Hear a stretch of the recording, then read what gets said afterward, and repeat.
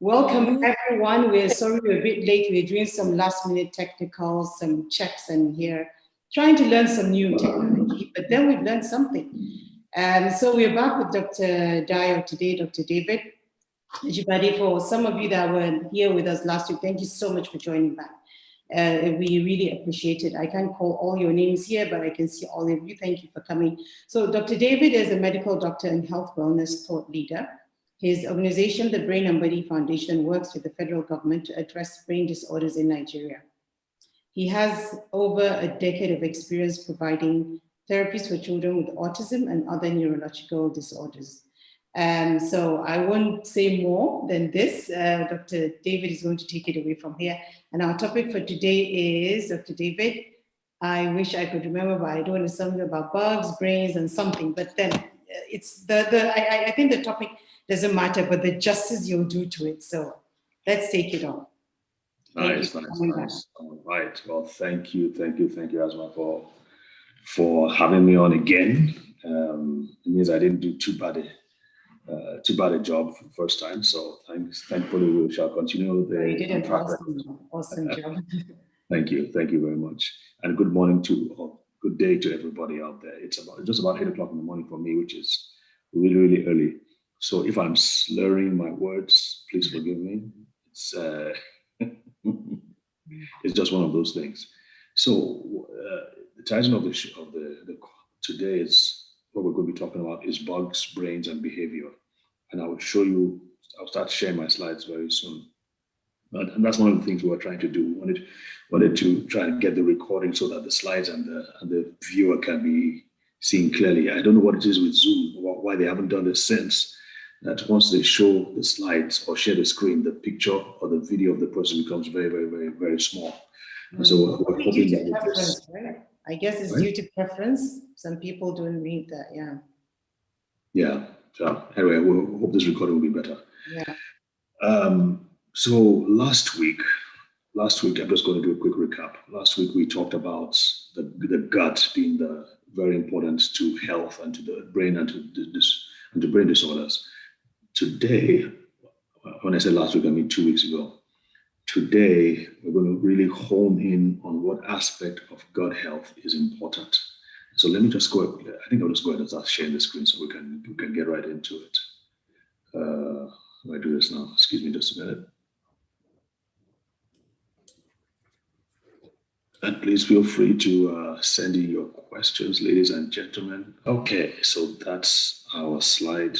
And for those of you just joining, as Asma said, I'm the founder and director of the Brain and Body Foundation, and we do a lot of stuff with children. So autism, but we also do seizures, Down syndrome, any genetic condition.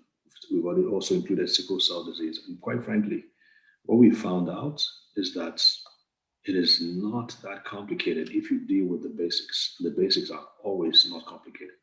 It's just that we tend, specialists and doctors, to look at the minutiae, to look at the tiny, tiny details, rather than looking at the basic things that are common to all. And I think one of the advantages we have in Nigeria is that we don't have access to all this great super duper technology and diagnostic tests. So we were forced to think in terms of the basics. What is common? What are the things that we can address? And I got to tell you that I'm excited that with what we're finding, because what we're finding is showing us that you can actually make a huge, huge, huge difference without the super duper technology. And now it's better to have the technology and the expertise and the facilities and all that. But in the absence of that, it simply means that we are not left without help. And that is what we're finding out. And what we're talking about in the next few minutes is key to that. So I want to make this point first and foremost. If any child, even an adult, is having an issue with behavior or mood or even cognition to a certain degree, most times, almost without exception, I can't think of any exceptions, but almost without exception, you will find that there's something going on with the there are either too many bugs of a certain kind of bug, or microbe, or fungi, or bacteria, or virus, or there's too little. And usually it's a combination of the two. And the term, the medical term, which you don't need to remember, is called dysbiosis, disordered balance of the bacteria and the bugs especially in the gut. As you all know by this time, or should know, every human being has a large amount of bacteria and other organisms living in their guts. And these bacteria influence, to a very large degree, our thoughts, our feelings, our emotions, and our behaviors. Believe it or not, there's a lot of research going on now. I mean, I would not have believed it before, but with the research and with our work at the foundation, we have seen, simply by manipulating the levels of certain bugs, certain kinds of bacteria, we found out that it can play a huge, huge role in the recovery or otherwise of the child. So this is an outline of what we'll be talking about. We're going to recap, remember some of the things that we talked about, and we'll build upon it. We're going to be talking about microbes. We're going to be talking about a special approach, which in my opinion seems to have been the most effective approach to treating autism. They've done a study about a few years ago, 2018, I think.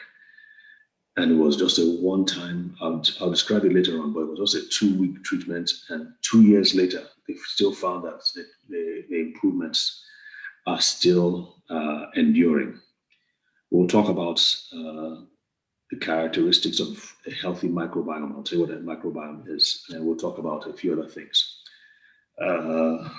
So let's recap a lot. Again, remember, if you were on the call, the Zoom last week, 2 weeks, I mentioned that when we started treating or addressing these conditions under the supervision and endorsement of the Federal Ministry of Health, I was focused on the brain. I was like, okay, it's the brain that's a problem. Let's fix the problem. Let's fix the problem. Let's fix the brain. Let's fix the brain. So I was always getting supplements and tools that will help to improve the brain.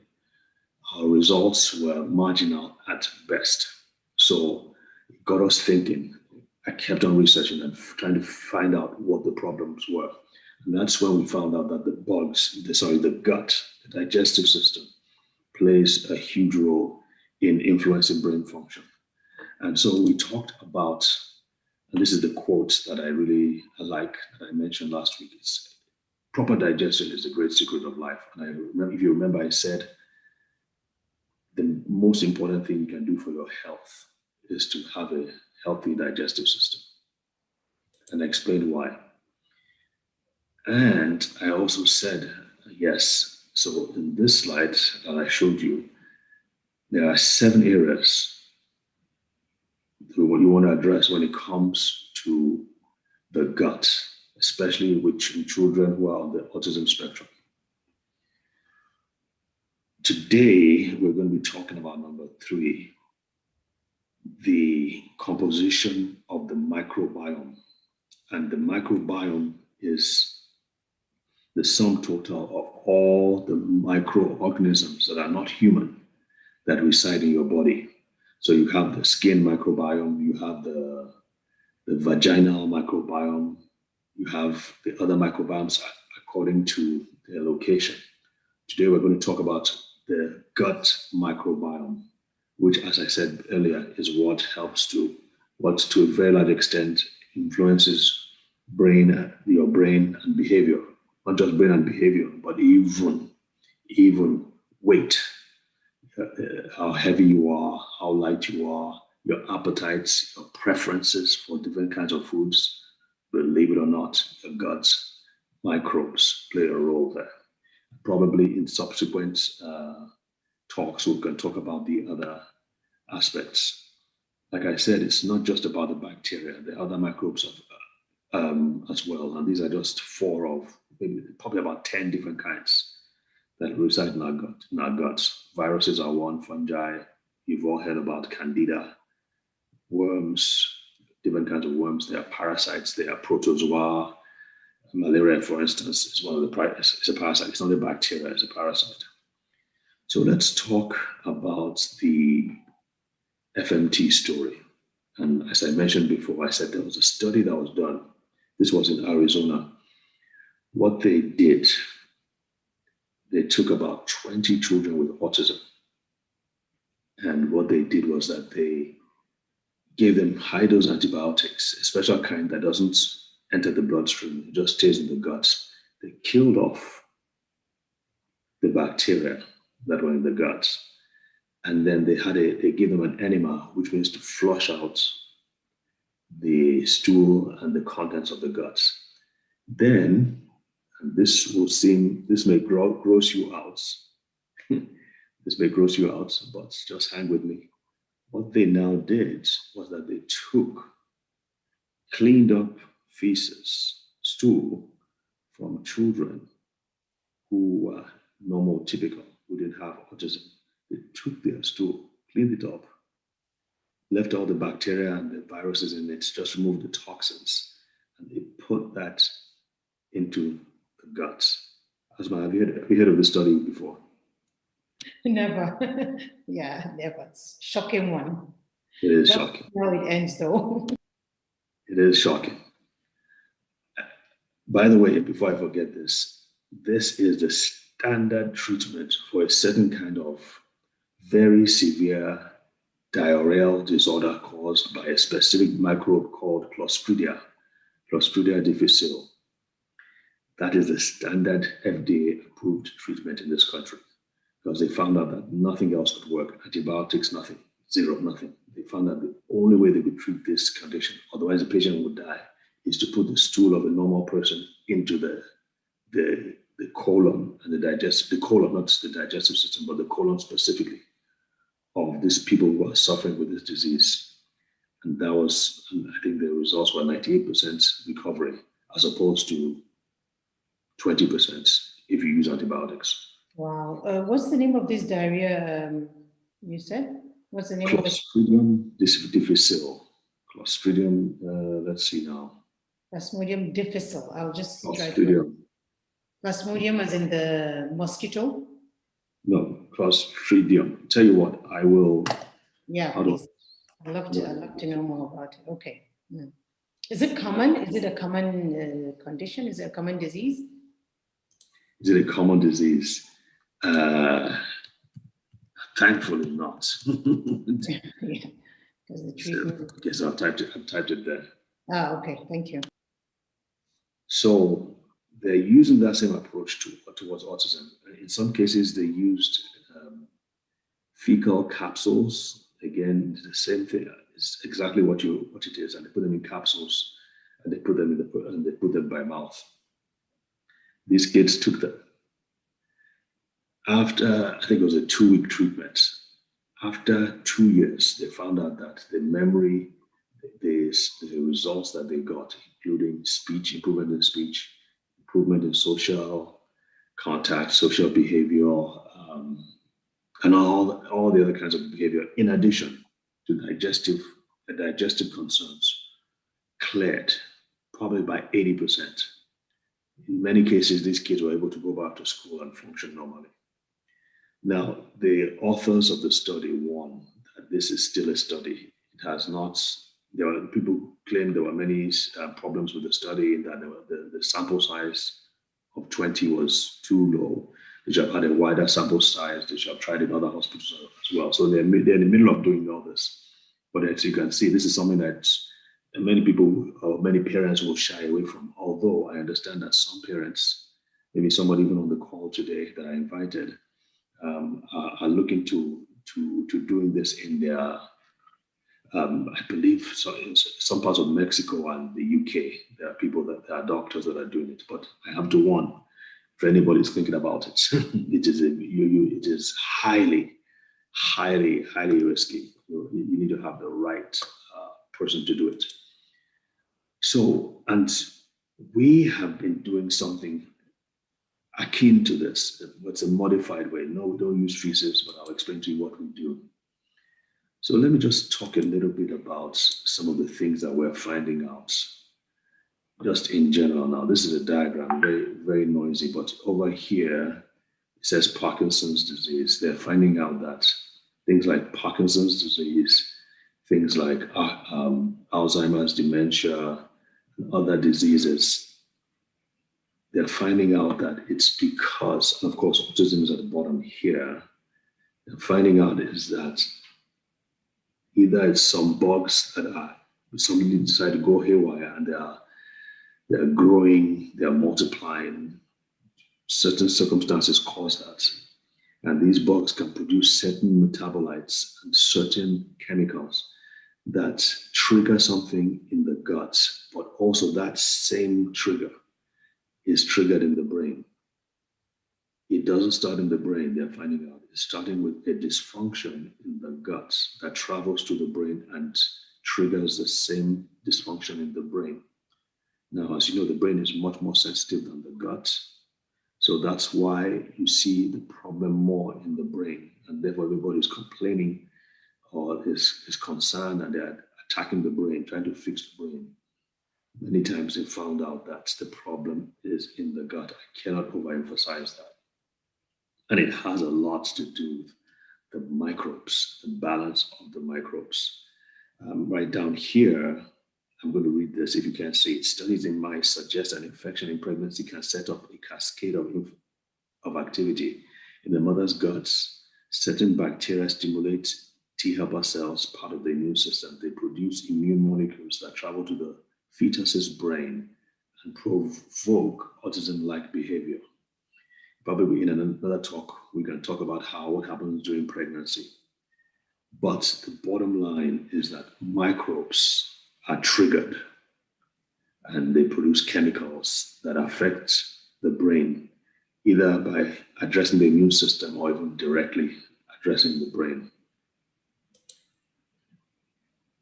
I have a picture here because this kind of talks about the different kind of microbes as the child grows older. So at birth, they have a very restricted form of microbe, and that's the E. Enterobacteriaceae. As the child grows, begins to get microbes from the mother, from the milk, from the environment, you see that it begins to multiply, it begins to multiply, it begins to multiply. And by 3 years, it is agreed that the microbiome, the balance, the different kinds of bacteria and viruses and all that is established by the age of 3. So by the age of 3, henceforth, even if you have 50 or so on, is really that balance has been established since the age of 3. Now it can be modified a little bit by food, diet, exercise, stress levels, and all those things. But the main thing is established by the age of 3, which brings up an interesting point. The interesting point is this, that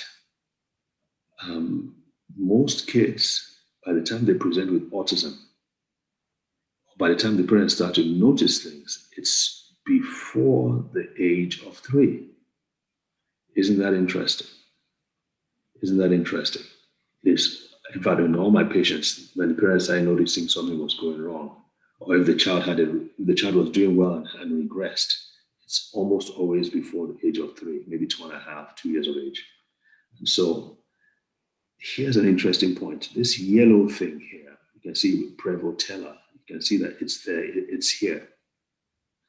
You can see that it is not anywhere else. So by the age of 2 to 3 is when it comes in.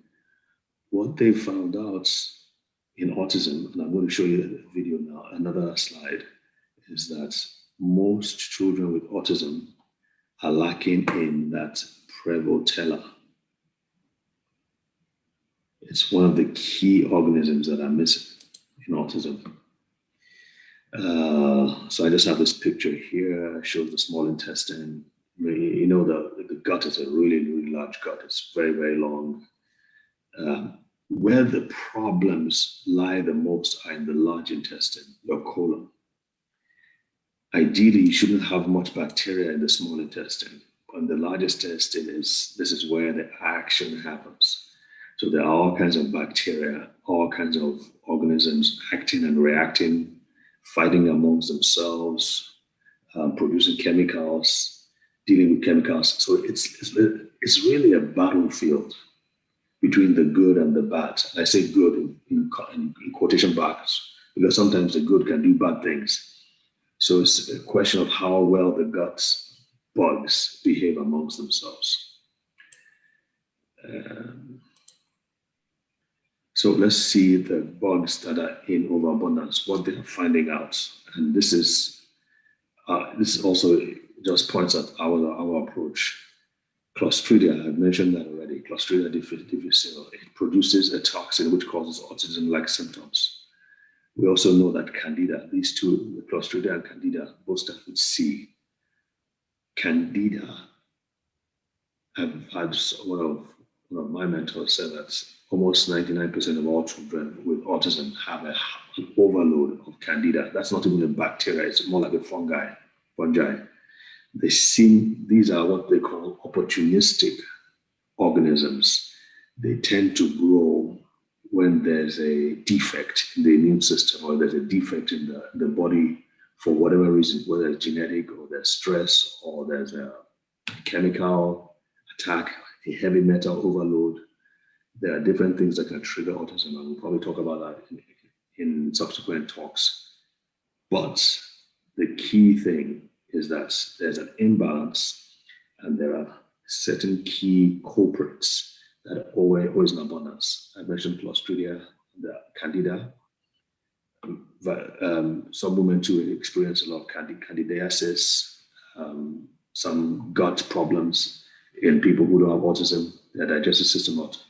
Candida is a big problem in many cases. Here are some other less popular bugs, but they're now just beginning to study them and they're beginning to see, okay, there are patterns. More of this, less of the other. And I'm going to show you that in a few minutes. So I've talked about the FMT story. Now, this is where the action is as far as I'm concerned. I mentioned Prevotella, that's absent on very, very low levels. They found that Prevotella helps in the digestion of certain kinds of foods like carbohydrates. If you notice, children with autism are very sensitive to sugar. You give them sugar and they go, oh, hey, they become hyperactive, but they tend to like starchy foods that have a lot of sugar.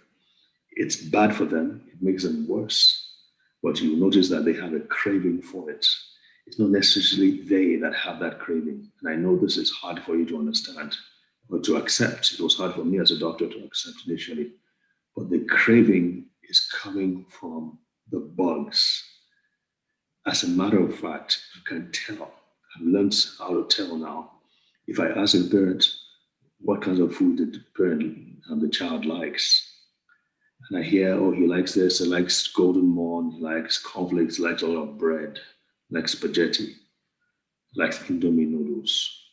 It tells me that there are bugs, there's specific kinds of bugs in the gut that are in the ascendancy, that they are overpopulating the gut. They are the ones that are craving these foods, not necessarily the child. They are pushing and driving the child to eat more of these foods and feed them.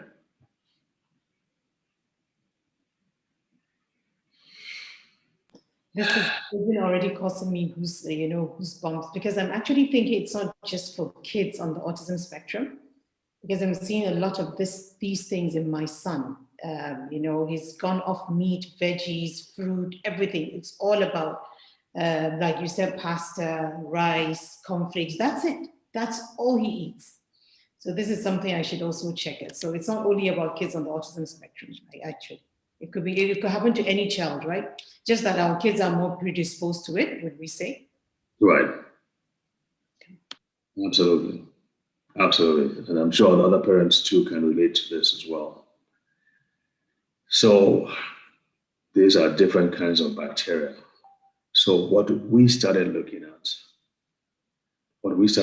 was that, okay, how can we, and this we started doing this even before I read about this FMT study.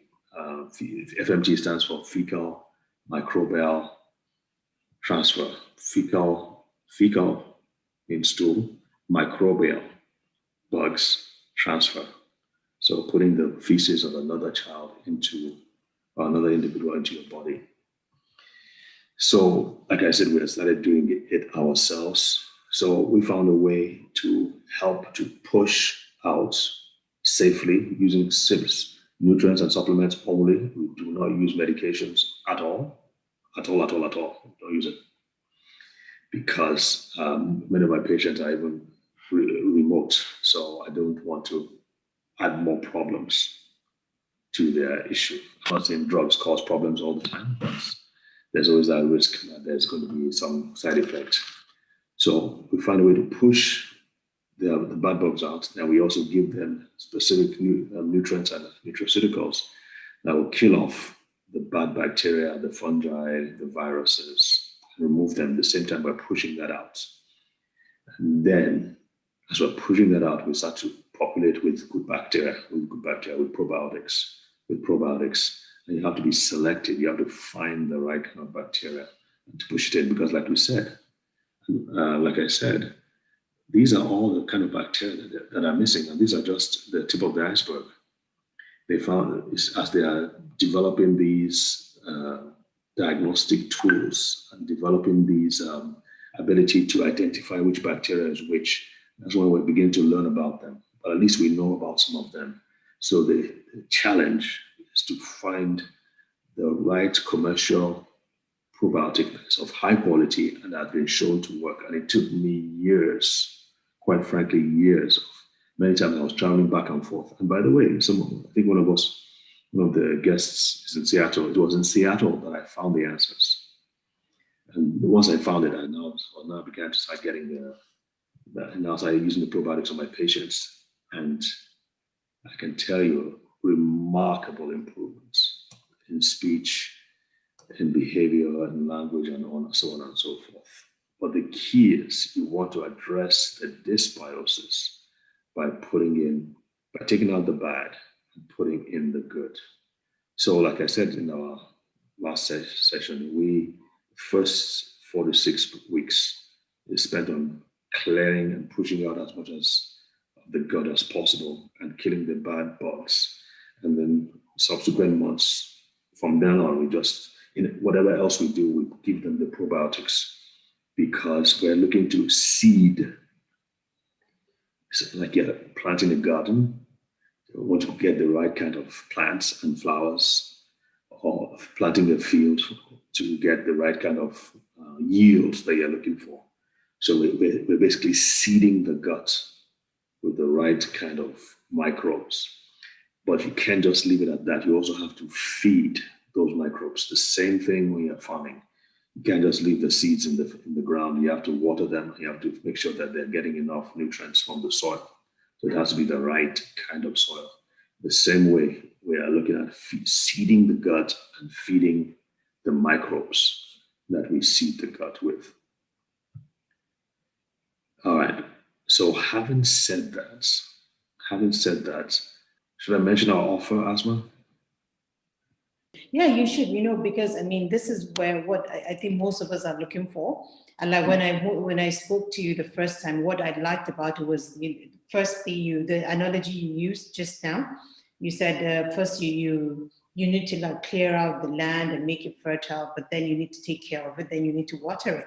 So that was something I really resonated with, because I've been to so many, people professionals, with all due respect to them.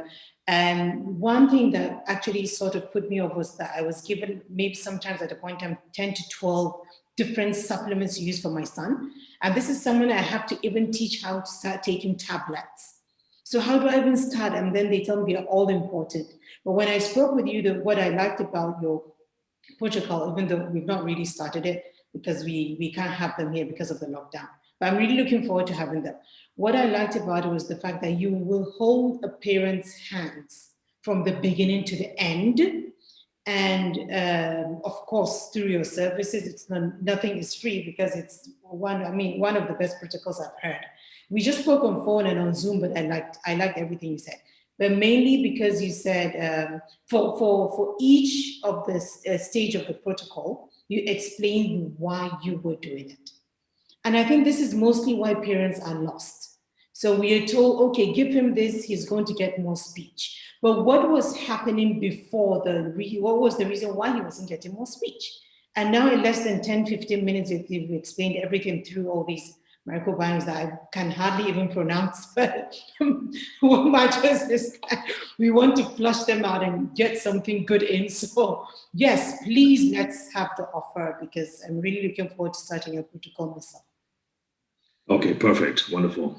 So just to say this too, that it's not just about the microbiome. I think I mentioned from the other things, the other slides, that the gut has to be addressed, the wall, the health of the gut, the brain itself has to be addressed. So like I told you, we do go through a process, but the first starting point is the gut and the microbiome for sure.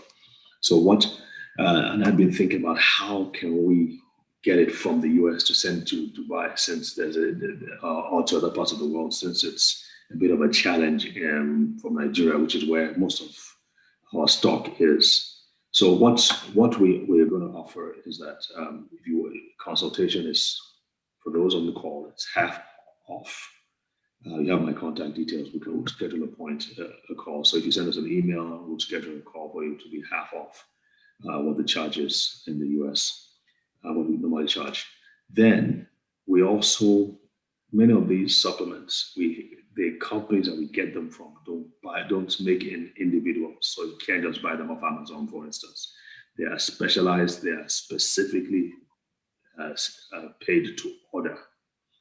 Therefore, we cannot get them with retail. So I told Asma that if we can get enough of you, maybe, I don't know if you're all in, I know you're not all in the same place, but we can order in bulk. If people pay in turn, I would strongly recommend that you get the probiotics. You get at least 10 bottles, because those probiotics, like I said, make a huge difference, and stock them.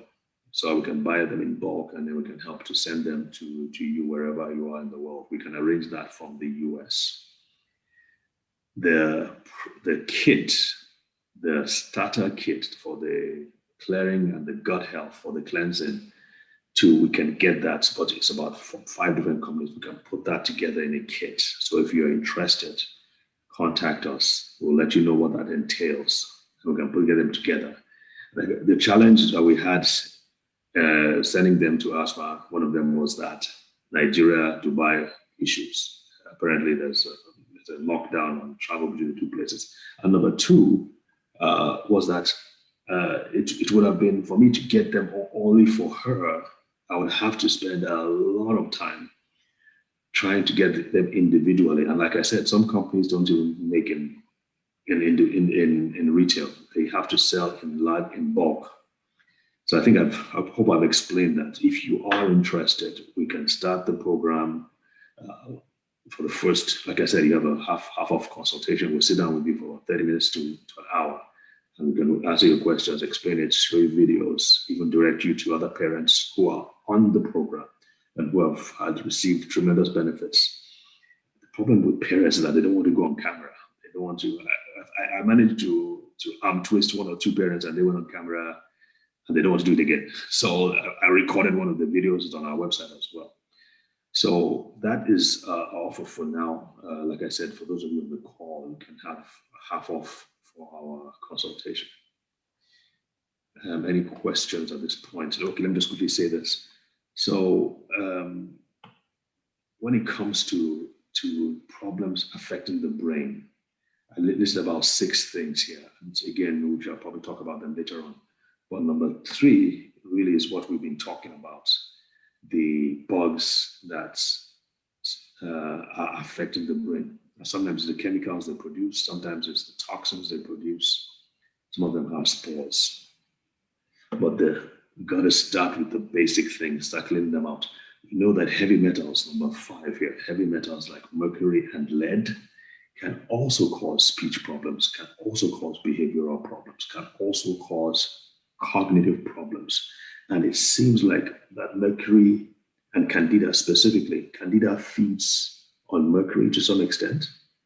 and it likes to live on mercury. And so Candida multiplies when there's a lot of mercury. And maybe you've heard about mercury, certain kinds of drugs and vaccines.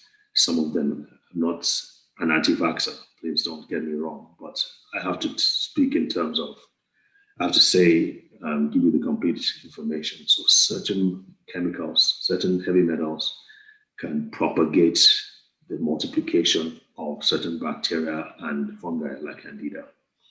That's part of what we do. We address heavy metals as well. So our program is a complete program that goes throughout all the different areas and addresses that. Okay, so let's look at what we have learned so far. We've talked about microbes. We've talked about fecal microbiota transfer trial and some of the groundbreaking results that we've seen from it and how we've applied some of those principles to our practice. I didn't mention number 5, so I'm going to quickly mention that. What makes a healthy microbiome? How do you know your microbiome is healthy? Well, one, you've got to have diversity. So we showed you some of the bacteria that are missing, some that are in abundance, overabundance. The ideal gut is that you should have 85% good, 15% bad. 85% of the good bacteria that help in metabolism, that help in growth, that help in the immune system, and so on and so forth. 15% bad. The E. coli, the Candida, and so on and so forth. Many times in children with autism, that balance is certainly not there. It's probably like 50-50 or even less of the good than the bad. You also have to have certain, I've said this already, but you also have to have good amounts of the good bacteria in there. So that's what makes for a healthy microbiome. Lots of good, fewer of the bad. And that's what we're trying to do with the whole cleanse, pushing out all the bad and putting in the good stuff. Okay, different person. Okay, there you go. So that's kind of like helps. I think we've kind of like run through that. The most, like I said, the most important thing is for you to get your bugs in place. So with that, I will yield to Asma. Thank you so much, Dr. Baya. As usual, you always say so much in so little time, but always deep and impactful. Thank you. Yeah, so we have some questions. Zara is asking, does the child need to be on a specific diet during or after the treatment? The truth is, we don't emphasize that because I want the parents to focus on one thing, figure out a way to get those things in the child's mouth. And that is not as easy as it sounds. It's very difficult. So parents have to figure out different ways. So if it means putting it in something that they like, but it's not good for them, but if that's the only way, by all means, they put it there. So I'm focused on getting and playing the gut, not at this time on specific kinds of foods, because it's enough trouble just getting them to use the medication, the supplements we give them. Yeah, probably she also I remember I had that question too, whether I should also consider casein-free, gluten-free, and I actually got the answer for myself, because if the like you said, the land, if the gut is not clean, they can't even absorb what you're giving them. Even though it's gluten-free, they can't absorb the nutrients. So I just thought I'd rather start with cleaning it out. It's just like getting expensive furniture, but the house is dirty. So I really love that analogy, and I'm going to use it all over the place in different ways because it really makes sense to me. Okay, so for how long will the child be on the treatment? Okay. Standard treatments, let me just say this now. If you're treating a child with autism, we're talking about at least a year and a half. What I try to focus on, again, because we're in Nigeria, we have to hit bum, bum, bum, bum, bum, and many of them, they are lost to follow up. So I say 6 months. Give me 6 months of your time. And as you said, we'll hold your hand, we'll create videos, I'll send you to other parents who will give you the support. So 6 months, let's be on this. And then henceforth, you can now decide whether or not you want to continue. So 6 months is our focus. Yeah, and these, I think most protocols would say first 6 months, let's see. And yeah, okay, so that makes sense. So where does testing fit in the treatment approach? I think it's a great question. Like as I said in the beginning, we at the Brain and Body Foundation, we're working from a perspective that these things, we're dealing with the lowest common denominator, what is available in the context of Nigeria. So when it comes to testing, I tried it. And we would take blood samples and send them to South Africa. It would take a long time. By the time it came back, it didn't really affect our treatment much. And so, and that's what the people who could afford the testing. So after a while, I was like, this is crazy. This is crazy. When these people, parents, end up spending money, in my opinion, wasting money where they could have put that money towards cleansing their gut, which is, in my opinion, is the most important thing. Yeah. So, for people in the UK or Dubai, US, and they want to do testing, I say by all means, go ahead and do your testing. But it doesn't affect my treatment. What my testing is, what are the parents telling me? What are they observing? Let's find out. Let's look at the child. Is there any improvement? Is there no improvement? What are you seeing? And we address as we go along. Again, that's why I use supplements and I don't use medication. Because if you are using medication, you have to be super careful about the dosage and you want to avoid side effects. But from our experience, it's almost none. People, there will be some, I'll be quite frank with you, sometimes when you're getting rid of bugs, the bugs will make a lot of noise. It's like you're driving out, you're casting out. Wow. So there might be some increased transient, maybe hyperactivity or aggression, whatever it is, but that's because they're rebelling to the process. But if you stick with it, you will find out it's transient and that passes, and then you will see some improvements. And we've seen that over and over again. So testing, for those who want to do it, I don't push it.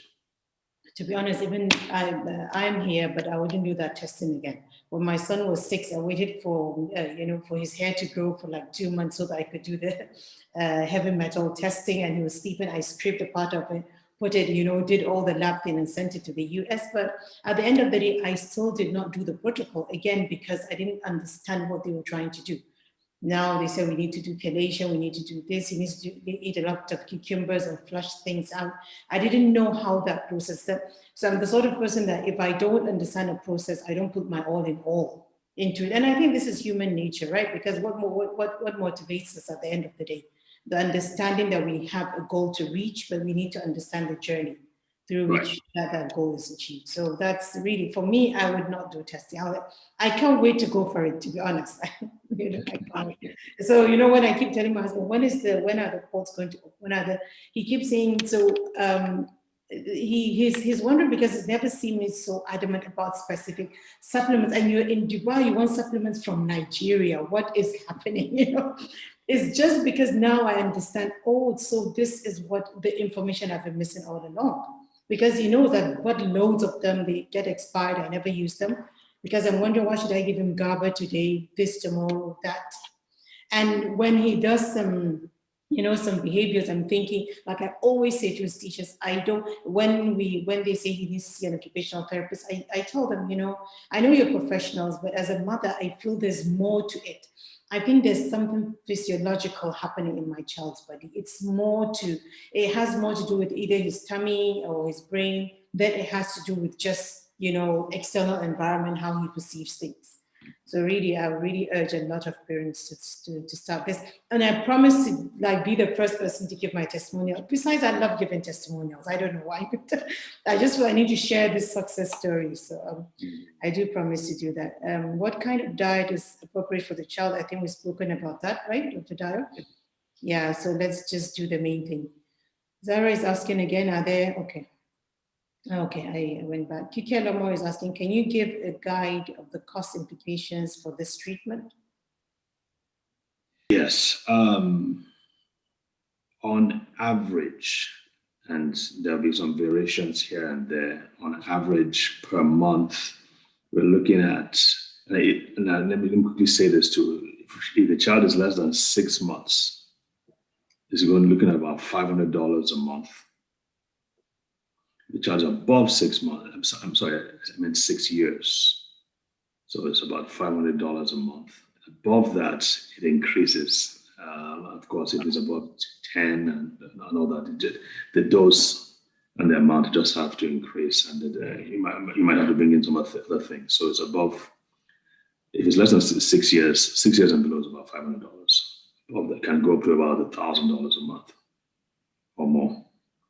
Mm-hmm. But here's the thing. Here's the thing. I always try to when people say, "Oh, that's too much." In the US here, a doctor who treats autism, just for consultation, they charge $500. And then the testings, of course, they will not let you go anywhere without doing a test because, of course, doctors, they have to watch their backs. They have to make sure that they do everything according to, so they will not treat you without a test. And that's cost, that goes into the hundreds as well. Mm-hmm. And the medications, again, go into the hundreds as well. So it is a fraction, really, if you come to think about it.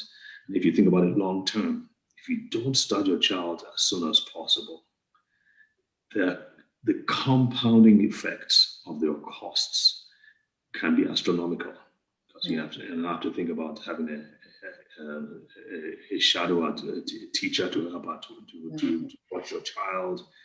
You have to carry your child, and you have to pay for other tests, get the special diets.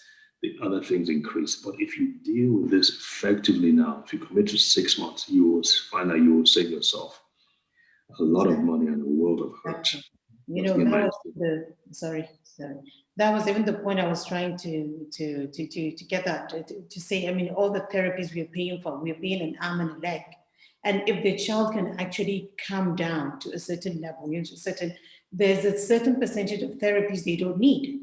If your child doesn't need 20 hours or 40 hours of ABA a week because he's more calm, he's calmer, why give it to him?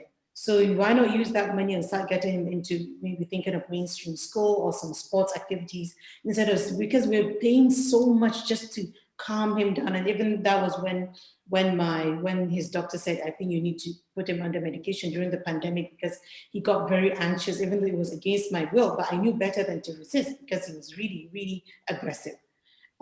So for me, most of the time, even the therapies or sometimes the medication, with all due respect to psychiatrists, I mean, they're doing with all good intention, but it's mostly a Band-Aid. For me, it's just a Band-Aid. Even the therapies don't really work unless the child is sometimes on medication. And that's also just temporary. Like even when he resumed school, one of his teachers said, I hope he's still on medication. I said, well, is it the medication that's working now or the therapies? How would I know your therapies are working? So I can just imagine if I could just take a calm child to school and he's just going to get the best use of the money we're spending there.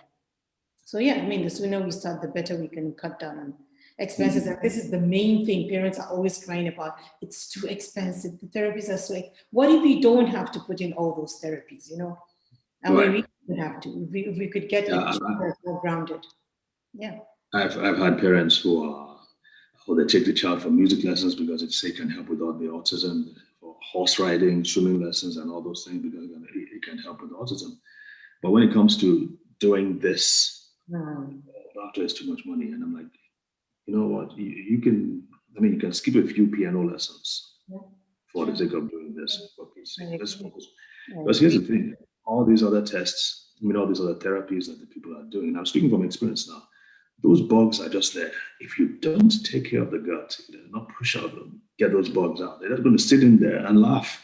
I'm saying I'm being a little facetious now, but they just go there. No matter what else you do, and it may help. Of course, it helps to a certain degree, but it's like putting in $100 of work for getting $5 of rewards when you can focus on this main thing, get it out. And you find that therapist will work a lot better. They respond a lot better. Yeah, it's true. S.A. Sambo is asking, is this research specific for just those on the spectrum? Yeah, I had that question too. What could go wrong? What could go wrong with if you do it with others, maybe? I'm not understand what she means by that. Is this research specific for just those? What does she mean by research? This research you just shared, as in the microbiome and all that. So is it just, I think the protocol, more of maybe the protocol, Is the protocol only for children on the spectrum? No, it's not. It's going to be for if a child, for children with neurodevelopmental disorders, there's always the gut component. So I would recommend that for everybody. It's just much more important for children with autism. Yeah, I've seen that it's also for, you do some protocol for sickle cell, children with sickle cell. Yeah, so it's quite broad. Yeah. Anything Down syndrome, sickle cell disease, cerebral palsy, the whole 9 yards. What are the risks of the FMT if donors are well screened? But I think you've already said it's not something we should do. This was just a study, right? It's not something that's done every day. Yeah. Well, there are doctors who are doing it. I understand in Mexico, and I think this is some in the UK as well. So all I'm saying, I wouldn't know how to screen the doctors. I mean, they probably would need social proof. Maybe a lot of other parents have gone to them and they've gotten good results and all that. So maybe that, but I wouldn't know how to screen them. Okay. So he's still asking who fits into this study. I don't know, maybe doctor knows who fits into this study. Study of what exactly? Yeah, I don't. Yeah, who fits into this study of the FMT? I think he's really interested in the FMT thing. Yeah, and I think that was just Dr. Dyer was sharing those slides and those research so that it could lead him to what he was about to say. So alternatively, this is how you could do it. You don't have to do it the fecal way of, taking somebody's feces and cleaning it up and putting it into somebody's body, right? This is a better way of doing it, and it's a more functional way. But I think, are there any risk of this particular treatment? What treatment exactly, Zara? The treatment, the protocol from Dr. Dyer, could you answer, please? Okay. Are there any risks? Right. So nothing is 100%. I wouldn't be, if any doctor says that there are no risks, obviously not. Then he probably isn't a trained doctor. Everything has a risk, even drinking water has a risk. But in my opinion, this has the least risks possible. There are challenges because, there are about 5 or 6 different things that we give to achieve what I've tried to talk about. And sometimes there might be a challenge in getting your kid to take them. Your kid may not like the taste. For some reason, the kid may be sensitive to a component of the nutrients. There are people who are allergic to I started getting allergic to avocados at one point in time.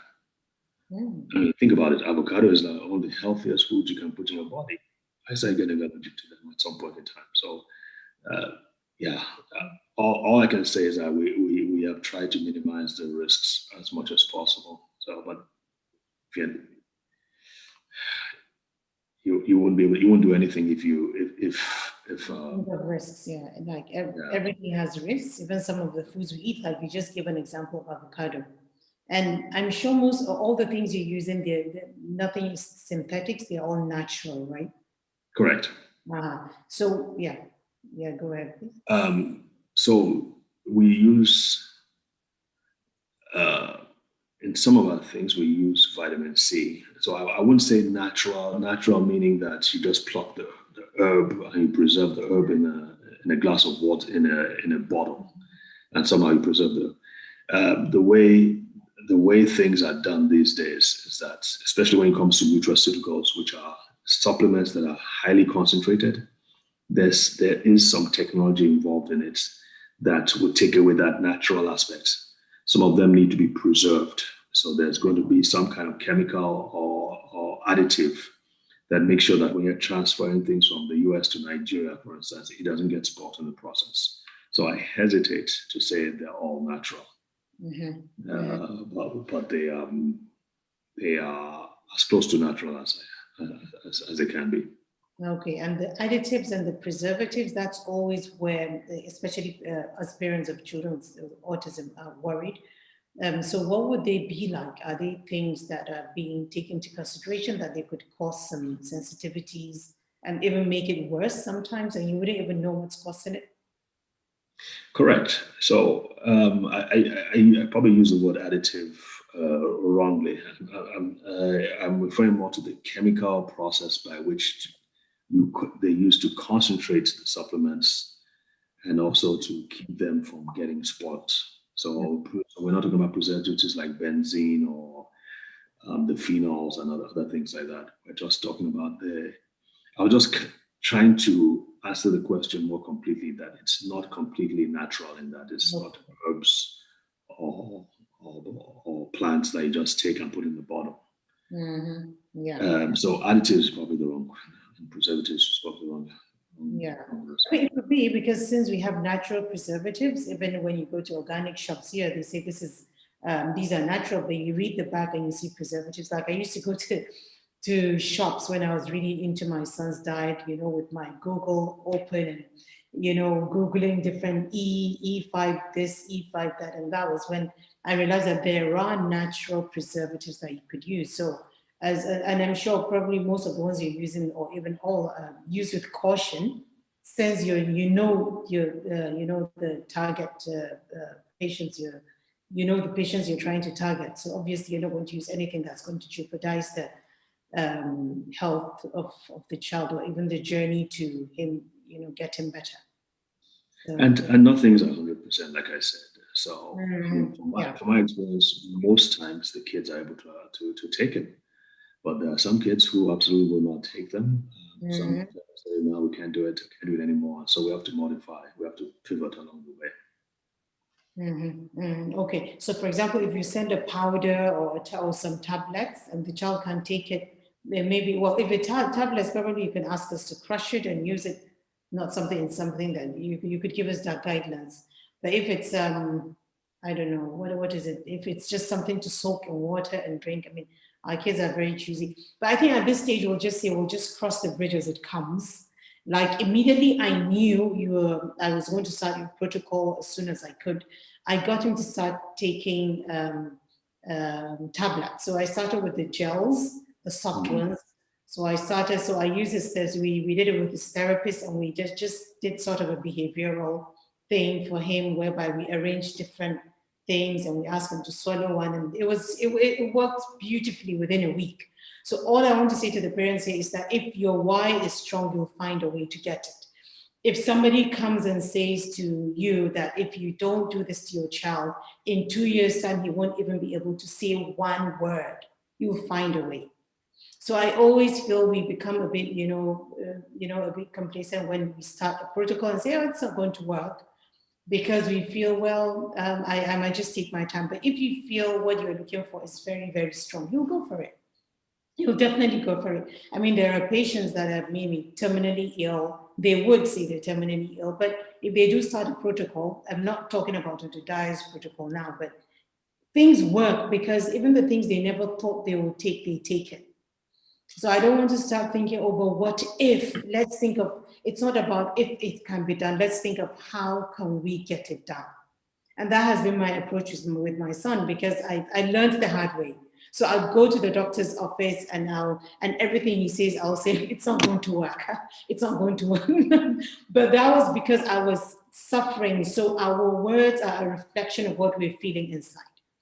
And later on, I realized I was just, unbottling all my frustrations on these poor doctors when they were trying to help my son. I'm thinking, no, come on, you don't even understand.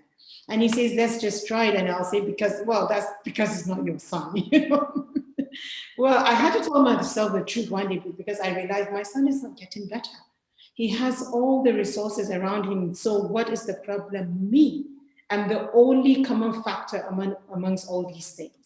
So sometimes you have to be objective and really understand, maybe it's not even the school that, maybe therapies are not working, the doctors are not giving the right supplements. How are you administering it? And are you doing it the right way? Or are you giving up halfway? This is so important. And with all the things Dr. has said, I mean, these are webinars he should charge for, because he's given us all the information without holding back anything. So with this free information, I mean, They always say knowledge is power, right? Since that we were little, these were like good sayings. We always say it on stage. But I feel it's not power without action. So it's not about just listening in and then logging up and say, oh yeah, that was a good seminar. Like I always used to ask on the platform, oh, who enjoyed the webinar? But I don't do it anymore. I don't need you to enjoy it. I just need you to take action. And I'm not saying this because Dr. Dai is going to give me a commission.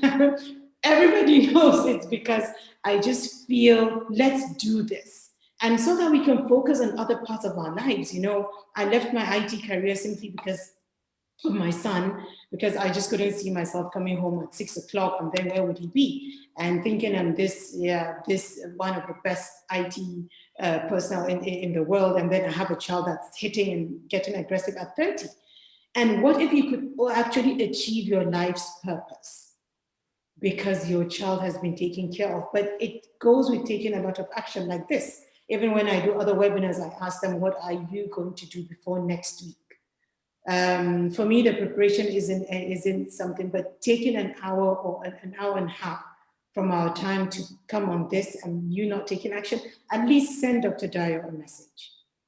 Ask him more. He'll always reply. Dr. Dyer, please, can you drop your email, the one that you're using? So as he's doing that, anybody wants to type something she learned from here that she didn't know before, and we'll round this up in less than 2 minutes. What have you learned from this, and how do you intend to take it forward?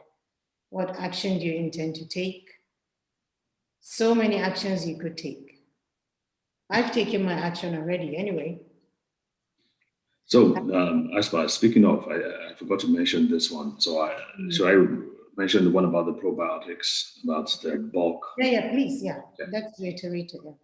Okay, so I had mentioned earlier that it took us a while to find the right bottles of probiotics, and eventually we got. I was mentioning at the beginning it was a trip to Seattle that I found the right combination. So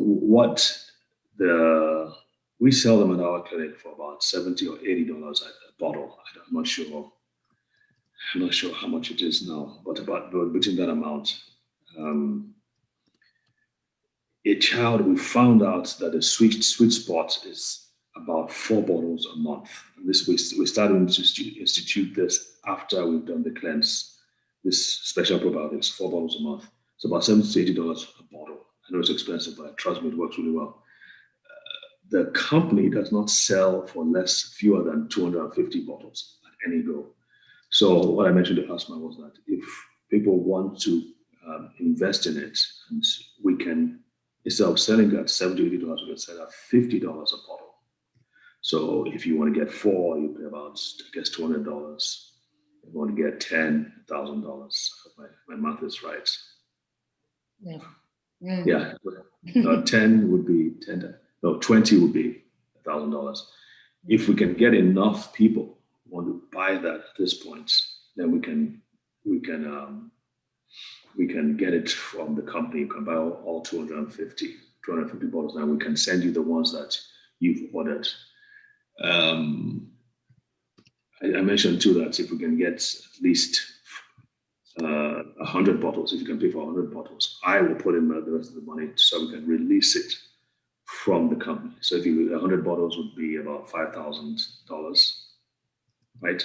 $5,000. So I'll put in the rest of the money to get it out of there, and then we will now ship it to you wherever you want. But that's probably one of the best things you can put in your child's body, whether or not you could. I mean, I would strongly recommend the cleanse first. But if you just probiotics, if I don't want people going to the shops and just buying probiotics, most of them simply don't work. It's the best. Trust me. Yeah, and so the probiotics is just a part of the protocol, right? So for each person that reaches out to you, then you could form their protocol accordingly. But the probiotic is just so that you can get everything in bulk and send it to them, because that's what everybody has to go through that part of the protocol anyway, right? Right. Strongly recommended. Okay. All right. So, Dr. Dyer, thank you so much for coming on again. It's been an hour plus of this webinar. Thank you, everyone, for coming on. And I urge all of you to reach out to him, even for more information, for inquiry. Even if you're not ready now, you'll be ready one day. And why not? You should be ready now. I mean, start somewhere. I mean, he's not saying you have to do the whole 6 months or a year plus. At least reach out to him, and when you do reach out with his paid consultation services, you could get to find out more. I mean, even find out what is the roadmap for your child. I mean, having the plan in place. Then, I mean, if you have an outcome for your child, you have to know how you're going to get through to reach the outcome. So I feel the first way is to set a plan, and you can't set that plan alone. So reaching out to him, or I mean, during the consultation, then you can set. It's 45 minutes consultation, is it, or an hour? Yes, 45 minutes. Okay, and then that's when he gets to ask you deep questions about your child, and then you can take it up from there. Thank you so much, everybody, for coming on, and good morning. Have a good morning or good afternoon, Dr. Dio, and those in Seattle and other parts of America. Thank you so much for those. And I'm not sure if there's anyone from UAE here. We're all getting ready to break our fasts. In Nigeria, it's 3:20. Thank you so much for coming, and have a good evening. Dr. Dio, thank you so much. Thank you very much. Take care. Yeah, bye.